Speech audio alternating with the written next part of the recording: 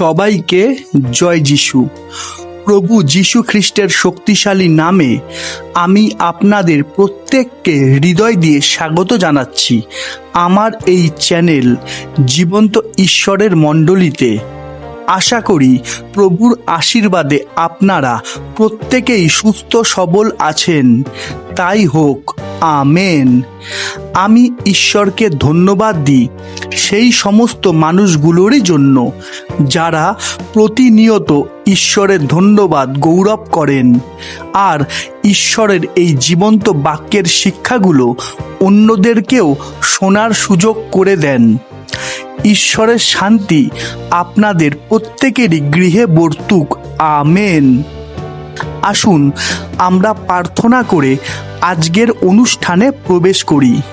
প্রভু, তোমায় ধন্যবাদ দিই, কেননা প্রতিদিনই তুমি তোমার বাক্যের দ্বারা আমাদের সঙ্গে কথা বলছো, পথ দেখাচ্ছ আর তোমার পথে চলার শক্তি, বুদ্ধি ও জ্ঞান প্রদান করছো। কেননা তোমার দয়া ও মহাকরুণা তুমি উপচিয়ে দিয়েছ তোমার রক্তে গড়ে ওঠা এই জীবন্ত মণ্ডলীর মধ্যে।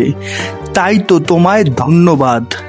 প্রভু গো, আমি প্রার্থনা করি প্রত্যেক শ্রোতা বন্ধুদেরই জন্যে তুমি প্রত্যেককে স্পর্শ করো, যেন তারা তোমার একটা বাক্যে মনোযোগ করতে পারে। সেই খিদে ও তৃষ্ণা তুমি তাদের প্রত্যেককে দান করো। এই প্রার্থনা আমি খ্রিস্ট যিশুর নামে চাইলাম, আমেন।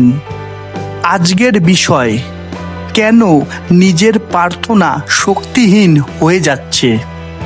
আমি আবারও বলছি, আজকের বিষয়, কেন নিজের প্রার্থনা শক্তিহীন হয়ে যাচ্ছে। বিষয়টা খুবই গুরুত্বপূর্ণ, তাই আমরা একটু মনোযোগ দিই। আসুন প্রভু যিশু খ্রিস্টের শক্তিশালী নামে আমরা প্রবেশ করি ঈশ্বরের বাক্যের নিগুড় তত্ত্বে। তাই হোক, আমেন। আচ্ছা, আপনি কি কখনো অনুভব করেছেন যে আপনার প্রার্থনায় আগের মতো শক্তি নেই? আপনি প্রার্থনা করছেন ঠিকই, কিন্তু মনে হচ্ছে যে ঈশ্বর যেন দূরে আছেন। তাই তো আপনার হৃদয়ে আগের মতো সেই আগুন নেই, উৎসাহ নেই, আনন্দ নেই, তাই না? যদি আপনি এমন অনুভব করে থাকেন, তাহলে এই ভিডিওটা আপনারই জন্যে। হালেলুয়া। আজ আমরা বাইবেল থেকে দেখব যে কেন আমাদের প্রার্থনা শক্তিহীন হয়ে যাচ্ছে এবং কিভাবে আবার প্রার্থনা জীবনে শক্তি ফিরে পাওয়া যায়। প্রথমেই আমাদের একটা কথা মাথায় রাখতে হবে, আর তা হলো পাপ। হ্যাঁ, ঠিকই শুনেছেন, পাপ। পাপ প্রার্থনার শক্তিকে দুর্বল করে দেয়, কমজোরি করে দেয়। যেমন লেখা আছে, আমরা দেখি যিশাইয় 59 অধ্যায় 2 পদ, কিন্তু তোমাদের অপরাধ সকল তোমাদের ঈশ্বরের সহিত তোমাদের বিচ্ছেদ জন্মাইয়াছে, তোমাদের পাপ সকল তোমাদের হইতে তাহার শ্রীমুখ আচ্ছাদন করিয়াছে, এই জন্য তিনি শুনেন না। অর্থাৎ যখন আমরা পাপকে আঁকড়ে ধরে থাকি আর হৃদয় থেকে অনুতাপ করি না, তখন আমাদের ঈশ্বরের সঙ্গে সম্পর্ক নষ্ট হয়ে যায়, যার ফলে আমাদের প্রার্থনা শক্তি কমে যায়। তাই একটু ভাবুন, একটু চিন্তা করুন, একটু নিজেকে প্রশ্ন করুন, আমি কি কোনো পাপকে লুকিয়ে রাখছি? আমি কি ঈশ্বরের কাছে আন্তরিকভাবে অনুতাপ করেছি? আশা করি এই বিষয়টা আমাদের কাছে পরিষ্কার, তাই না? এইবারে আসি পরের বিষয়ে, যা খুবই গুরুত্বপূর্ণ, অর্থাৎ বিশ্বাসের অভাব। আমি আবারও বলছি, বিশ্বাসের অভাব। আমরা দেখি মথি 21 অধ্যায় 22 পদ, আর তোমরা প্রার্থনায় বিশ্বাসপূর্বক যাহা কিছু যাচনা করিবে সে সকলই পাইবে।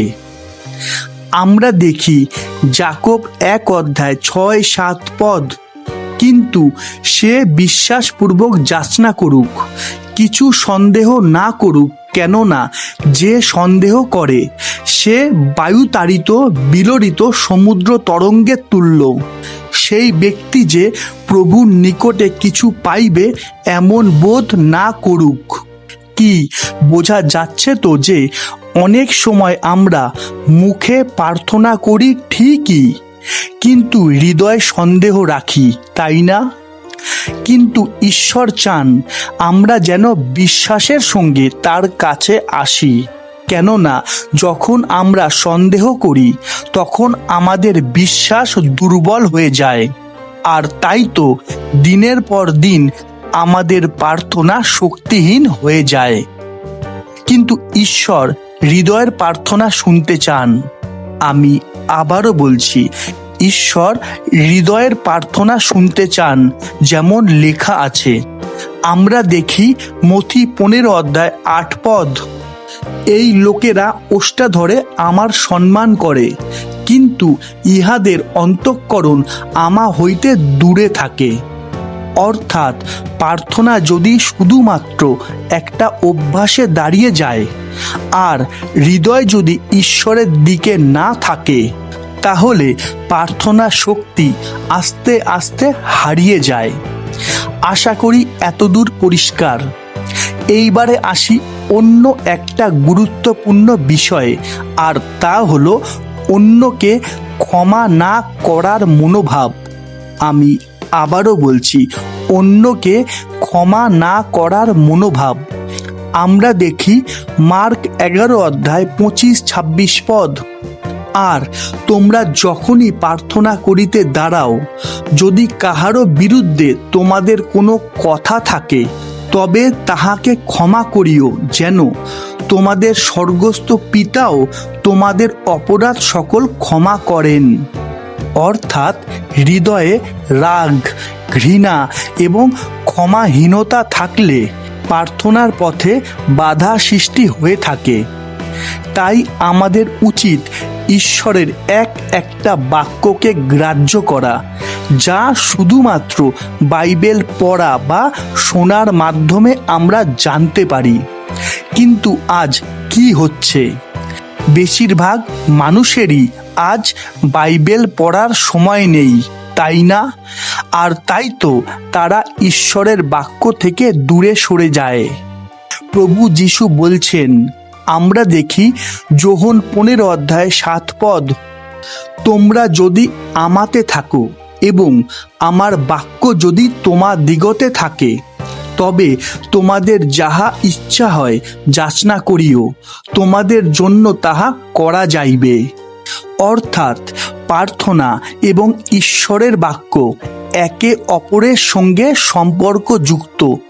তাই তো যারা যারা নিয়মিত বাইবেল পড়ে না বা শোনে না, তাদের প্রার্থনার জীবন ধীরে ধীরে দুর্বল হয়ে যায়।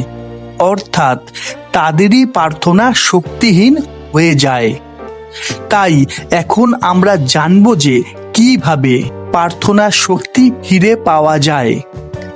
নিয়মিত বাইবেল পড়ুন বা শুনুন, হৃদয় থেকে অনুতাপ করুন, অন্যকে হৃদয় দিয়ে ক্ষমা করুন, প্রতিদিন প্রার্থনা করুন, কেননা লেখা আছে।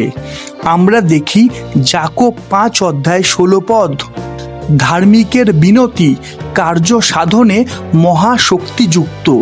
আমি আবারও পড়ছি, ধার্মিকের বিনতি কার্য সাধনে মহাশক্তিযুক্ত। হালেলুয়া! দেখুন, ভালো করে বুঝবেন, ঈশ্বর আজও তার সন্তানদের প্রার্থনা শুনছেন। যদি আপনার প্রার্থনা শক্তিহীন হয়ে যায়, তবে হতাশ হবেন না। আবার নতুনভাবে ঈশ্বরের কাছে ফিরে আসুন। তিনি আপনার হৃদয়কে নবীন করবেন এবং আপনার প্রার্থনায় নতুন শক্তি দান করবেন। হালেলুয়া! আশা করি আজকের বিষয় কেন নিজের প্রার্থনা শক্তিহীন হয়ে যাচ্ছে, এই বিষয় থেকে আমরা অনেক কিছুই শিখতে ও জানতে পারলাম, তাই না? যদি আজকের এই শিক্ষা আপনাকে বলবান করে থাকে তাহলে কমেন্টে লিখুন হালেলুয়া।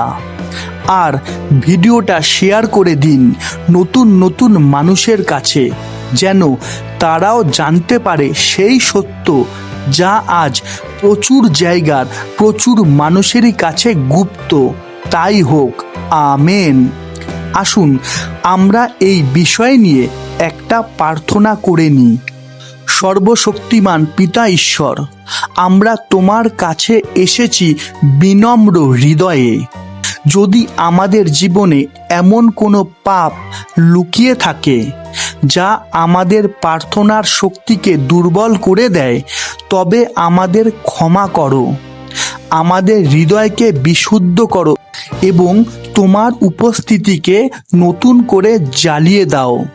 প্রভু, তুমি আমাদের বিশ্বাসের বৃদ্ধি করো, আমাদের তোমার বাক্যের প্রতি অনুগত থাকতে সাহায্য করো।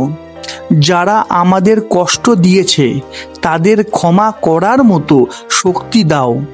আবার আমাদের প্রার্থনার জীবনকে পুনরুজ্জীবিত করো, যেন আমরা তোমার নিকটে আসতে পারি।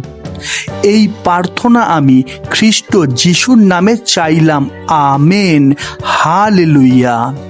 অনুগ্রহ তোমাদের সহবর্তী হোক, আমেন। আজ এতটাই। আবার দেখা হবে ঈশ্বরের জীবন্ত বাণীর নতুন কোনো শিক্ষা নিয়ে। ততক্ষণ সবাইকে জয় যিশু, জয় যিশু, জয় যিশু।